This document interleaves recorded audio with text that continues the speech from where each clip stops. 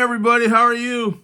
We're going to do a little comparison today on short scale length guitars. So we're going to talk just a little bit about short scale length guitars, acoustic in this case, overall. And then also, perhaps more significantly, make a comparison between these two excellent short scale guitars. This is a Martin 00028 EC, the Eric Clapton Martin 00028 EC.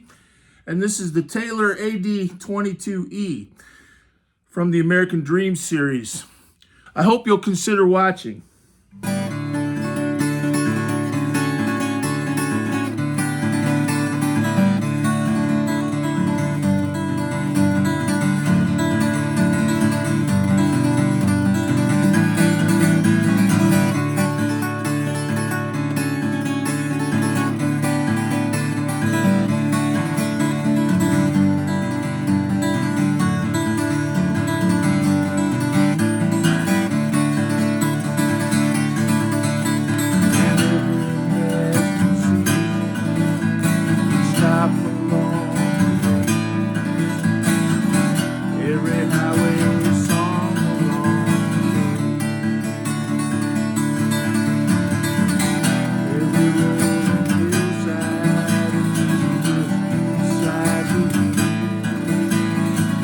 Well, scale length on a guitar is actually pretty important. You know, I used to not pay much attention to it.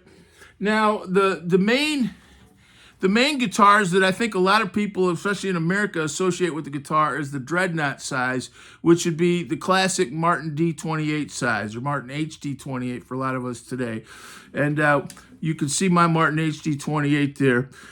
And that's actually a bigger guitar. It's not a jumbo. I remember in the 70s, everybody like John Denver, some of those guys like to play jumbos. But the Dreadnought's a big guitar. And when it came out around the time of World War I, by the way, I think it had something to do with the World War I battleships, the Dreadnoughts.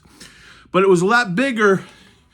And a lot of the guitars in the 19th century, going back to the Civil War and before, were smaller.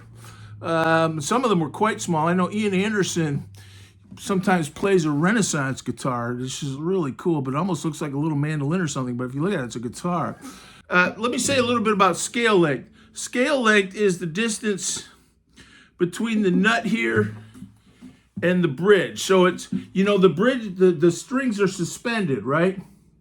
So the strings touch the bridge down here, and then they're suspended, pulled tight, and they don't touch anything again till the nut. If they do touch something, that's how you get fret buzz, right?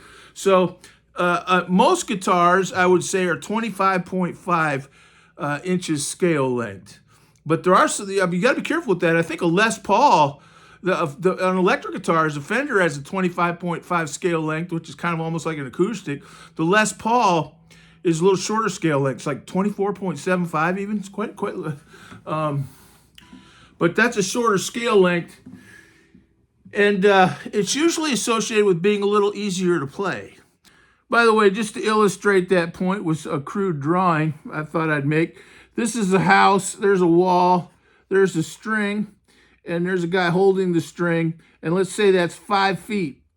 Okay, so that'd be like the nut of the guitar, the bridge of the guitar, and that's 5 feet, but the guy's holding the string tight, and let's say you could tighten that string and pluck it, and make a middle C, or a C note, right?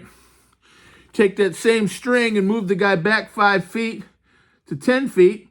You could still pluck that string and get a middle C, but you'd have to make it tighter. The tension in the string would be greater.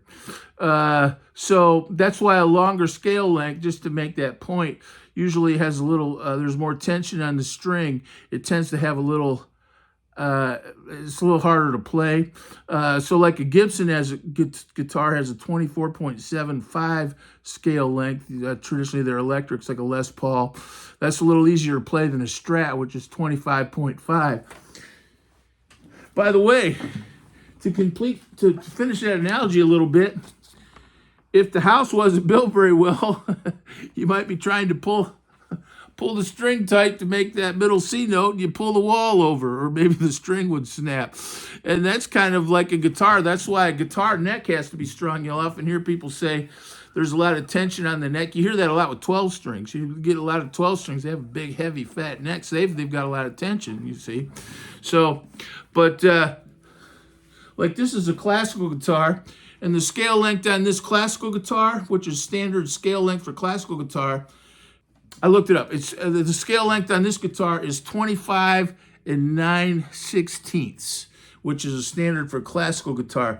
So if you think about 25.5, 0.5 is 50%, so 9/16 is a 16th of an inch more than 25.5. So that's a little longer scale length on this classical guitar.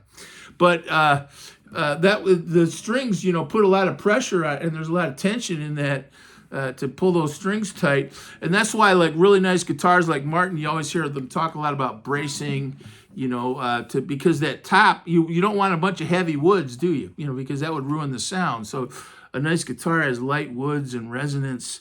And if it's all heavy, you could make it out of concrete, and then it would be really sturdy, but how would it sound and play? So you want really light woods, but the trick is to have, you still want the instrument has to be sturdy to hold that tension.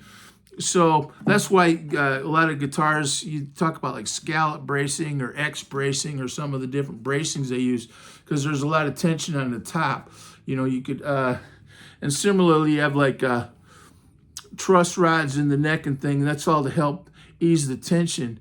And I had a Tellywhat one time with a bow, and I believe that's from tension. So, and some people said, well, if it's got a bow in it, don't worry about it. But it always bothered me, and I didn't keep it. I thought that's kind of I don't know. I don't want anything wrong with the neck of my guitar like that. But if you think about it, when guitars, if there's a lot of tension, another thing is alternate tunings. That's one reason I don't mind alternate tunings if they're lower. But I don't like some of the alternate tunings like open E tuning, where you have to tune the G up a half a step to a G sharp, or even tune that big old fat heavy A string up to a B in some of those tunings. I think most guitars can handle it. I'm not saying it's this ominous thing if you want to do that, but I know a lot of players with good Martins, and they never wanted any tunings at all, and they certainly wouldn't want tunings where they were tuning up much, But there are some songs. That was it Heart Magic Man? That guitar's like tuned way high. Another song with like way high weird tunings where there's a lot of pressure on the neck is Moving On by Bad Company. That's why.